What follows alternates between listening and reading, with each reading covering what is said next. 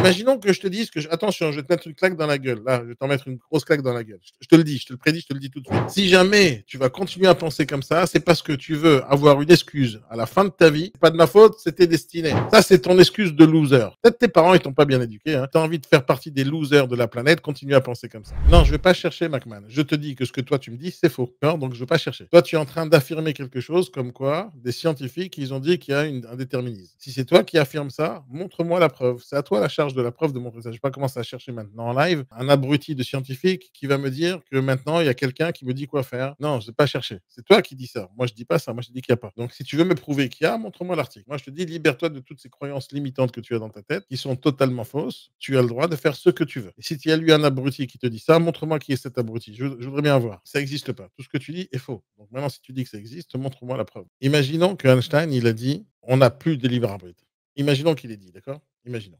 Qu'est-ce qu'on en a à foutre? Et il a dit, est-ce que parce que Einstein pense ça, que maintenant, il y a quelqu'un qui décide à ma place, si je bouge ma main à droite ou à gauche, qu'est-ce qu'on t'en a à foutre? Franchement, qu'est-ce qu'on en a à foutre? Tu peux faire ce que tu veux de ta vie, la preuve, tu le fais. Donc, quelle preuve je peux te donner plus que ça? Et s'il y a quelqu'un qui me pousse à dire des choses là maintenant, eh ben, je le sais pas, je m'en rends pas compte. Alors, qu'est-ce que j'en ai à foutre? On s'en tape, tu comprends? Même s'il y a 10 000 physiciens qui le disent, on s'en tape, ça n'a aucune espèce d'importance. Donc, libère-toi de tout ça, c'est des conneries. D'abord, tu sais, McMahon, je me demande pourquoi tu es parti chercher Einstein déterminisme. Pourquoi tu es parti chercher cette information-là? Qui t'a bourré le cerveau avec cette connerie? Alors, l'audace te dit, Einstein a reconnu l'existence de Dieu. Non, il n'a jamais dit ça, Einstein. Il n'a jamais dit je reconnais Dieu. Il dit que peut-être qu'un jour, on saura quel était le plan. Moi, je voudrais bien voir un scientifique là qui nous dit que maintenant, il y a quelqu'un qui décide pour moi à ma place. J'étais religieux à une époque. À une époque, j'étais très croyant. J'ai arrêté totalement toutes les croyances parce que justement, on me racontait que Dieu, Dieu, il décide à ma place, etc. Je leur ai dit non, c'est des conneries. Dieu, il décide de rien du tout parce que Dieu n'existe pas. Voilà. Qu'est-ce que tu t'en fous si tu as le libre arbitre ou pas? En quoi ça te change ta vie, ça? Qu'est-ce qui va changer dans ta vie si maintenant je te dis qu'il y a du déterminisme ou qu'il y a un destin? Qu'est-ce que ça va changer dans ta vie? Vu que tu fais ce que tu veux, quoi qu'il arrive.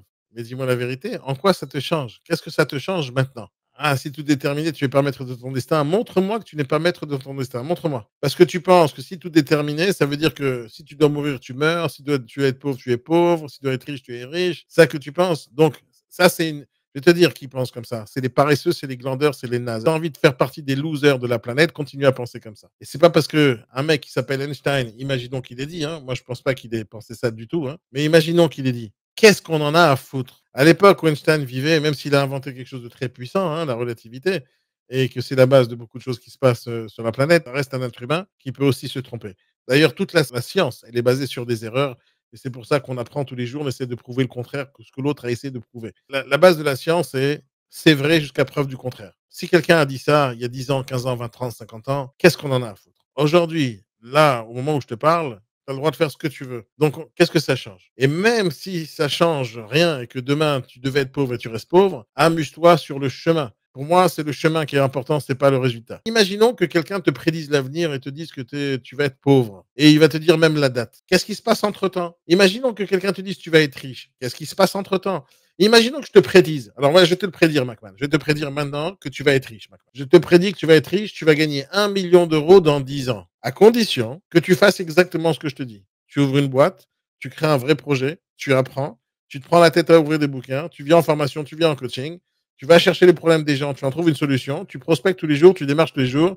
Dans 10 ans, tu as 1 million d'euros dans le compte en banque. Voilà, je viens de te le dire, c'est ton avenir. Maintenant, imaginons que je te le dise. Est-ce que ça veut dire que tu vas aller faire les choses demain matin? Non, ça veut rien dire du tout. Ça veut dire que ça se trouve, tu vas continuer à glander et à rester devant Netflix. Ça, c'est une possibilité. Si imaginons que je te dise que tu vas gagner au loto, est-ce que ça veut dire que demain, tu vas te réveiller pour aller acheter le billet? Je suis pas certain. Donc, même si tu connais ton avenir, si tu le connais, ton avenir change déjà. Imaginons que je te dise que, attention, je vais te mettre une claque dans la gueule. Là, je vais t'en mettre une grosse claque dans la gueule. Je te le dis, je te le prédis, je te le dis tout de suite. Et tu es juste en face de moi. Une fois que je te l'ai dit, attention, je vais te mettre une claque dans la tête. Tu vas baisser ta tête. Tu vas esquiver parce que je te l'ai dit. Donc, même si tu connais ton destin, au moment où tu le connais ton destin change parce que tu vas tout faire pour éviter ou pour aller dans cette direction. C'est pour ça qu'il faut pas connaître son destin. C'est pas important. Crée ton destin.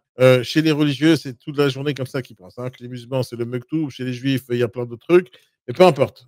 il y a de tout dans les religions. Ils te disent que Dieu, il te regarde, il te veille, c'est lui qui décide si tu vis ou tu meurs. Toutes ces conneries, ça, c'est des conneries, d'accord? L'univers décide de rien du tout, d'accord? Tu es un créationniste, d'accord? Tu es un déiste. Tu crois qu'il y a quelqu'un au-dessus de toi. Il y a personne. La peur de tous les êtres humains, c'est de se retrouver seul sur cette planète. C'est ça la peur que nous tous, on a.